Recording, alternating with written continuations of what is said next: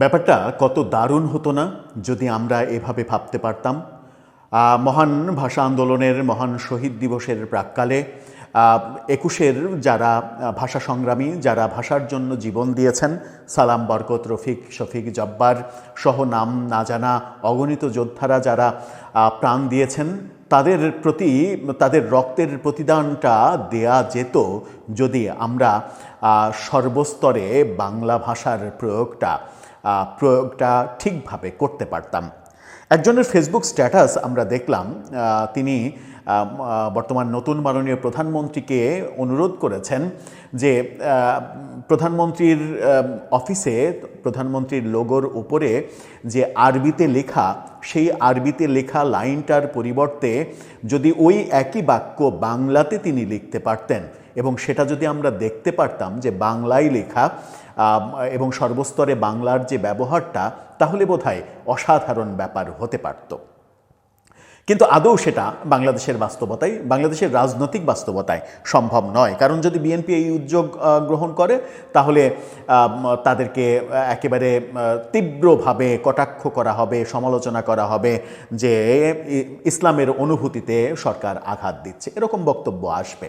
কিন্তু আমরা যে শব্দগুলোর গত ১.৫ বছরে প্রফেসর ইউনূসের আমলে যে শব্দগুলো বাংলাদেশে অবাধ ব্যবহার হতে দেখেছি, সেই শব্দগুলো ব্যবহার না হয়ে তার বাংলাগুলো যদি ব্যবহার হতে দেখতাম, তাহলে বোধহয় আমরা অনেক বেশি গর্ববোধ করতে পারতাম আমাদের মহান ভাষা আন্দোলনের মহান ভাষা শহীদদের জন্য। তাদের ত্যাগ সত্যি সত্যি কাজে লাগতো এবং আমরা সেই ত্যাগকে বাস্তবতায় রূপান্তরিত করতে পারতাম। চলুন একটু আলোচনা করে দেখি সত্যি সত্যি গত ১.৫ বছরে যে ভাষাগুলো আমাদেরকে খুব বেশি আক্রান্ত করে ফেলেছে, সেই ভাষাগুলোর পরিবর্তে বাংলা ভাষাগুলো যদি আমরা ব্যবহার করতাম, কিংবা এখনও যদি আমরা বাংলাগুলো ব্যবহার করতে পারি, তাহলে কতই না ভালো হতো। সেই আলোচনাই করবো এই ভিডিওতে। থাকবেন পলিটিক্স টিভির নিয়মিত আয়োজনে।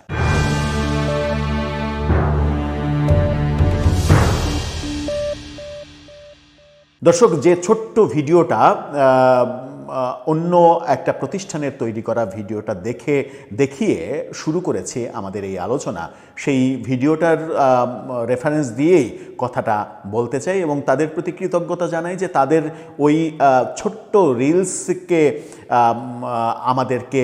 রিলসই আমাদেরকে উদ্বুদ্ধ করেছে এই আলোচনাটা করার জন্য।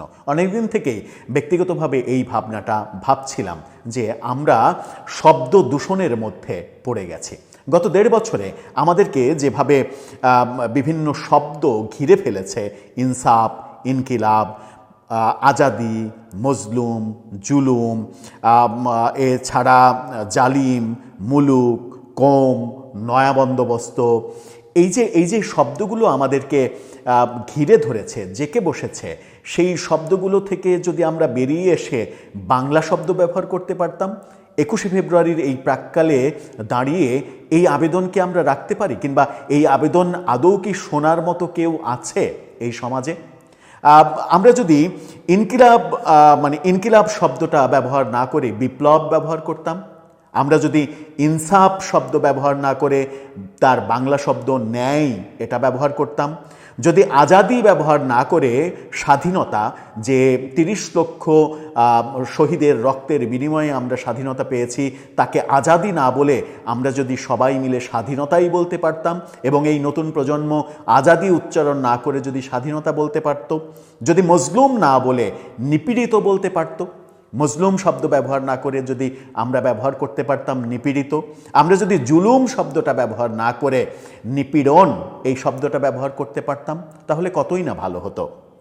আমরা যদি ইনসাফ যেটা বললাম যে ন্যায়, এছাড়া আমরা যদি জালিম শব্দটা ব্যবহার না করে নিপীড়ক এই শব্দটা ব্যবহার করতে পারতাম, আমরা যদি মুলুক এই শব্দটা ব্যবহার না করে দেশ বলতে পারতাম বাংলায়, আমরা যদি কওম না বলে, কওম শব্দটা উচ্চারণ না করে জাতি বলতে পারতাম, শব্দ হিসেবে জাতি বলতে পারতাম, আমরা যদি নয়া বন্দোবস্ত এই ব্যাপারটা প্রতিষ্ঠিত করার চেষ্টা না করে নতুন ব্যবস্থা এটা বলার চেষ্টা করতাম কিংবা এটা প্রতিষ্ঠিত করার চেষ্টা করতাম, তাহলে বাঙালি হিসেবে আমরা বোধহয় আরও অনেক বেশি গর্বের জায়গায় যেতে পারতাম।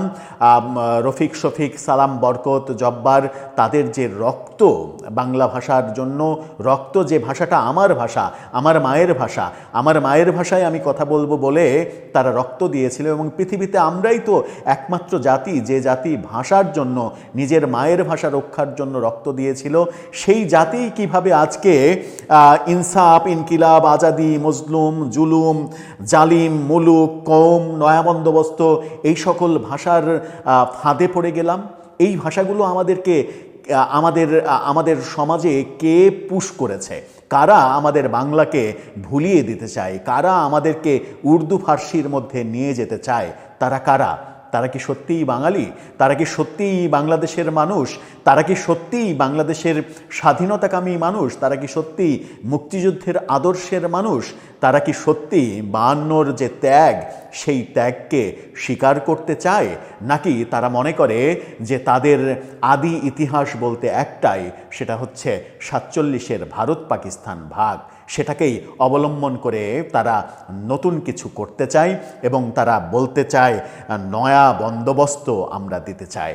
কিন্তু নয়া বন্দোবস্ত দিতে না চেয়ে আমরা যদি নতুন ব্যবস্থা দিতে চাইতাম, তাহলে আমাদের সমাজটা কত সুন্দর না হতো। সর্বস্তরে বাংলা ভাষার ব্যবহার, এটা যখন জাতি হিসেবে আমার অধিকার, আমার চাওয়া, তখন সেই চাওয়া পূরণ করার পরিবর্তে গত 1.5 বছর শান্তির দূত প্রফেসর ইউনূসের সরকারের আমলে এবং সরকার নিজেরাও যে ভাষাগুলো আমাদের সমাজে প্রতিষ্ঠিত করতে চেয়েছে, সেই ভাষাগুলো আমাদের নয়। সেই ভাষাগুলো সালাম, বরকত, রফিক, শফিকের রক্তের ভাষা নয়। সেই ভাষাগুলো অন্য কারো, যাদেরকে আমরা যুদ্ধ করে পরাজিত করেছিলাম। তাহলে সেই যুদ্ধ করে পরাজিত যাদের করেছিলাম, তাদের ভাষাগুলোকে আঁকড়ে ধরতে চাওয়া মানুষগুলো আসলে কারা? দর্শক, আপনার কাছেও সেই প্রশ্ন, সেই মানুষগুলো আসলে কারা? আপনার মতামত জানিয়ে লিখতে পারেন আমাদের কমেন্ট বক্সে।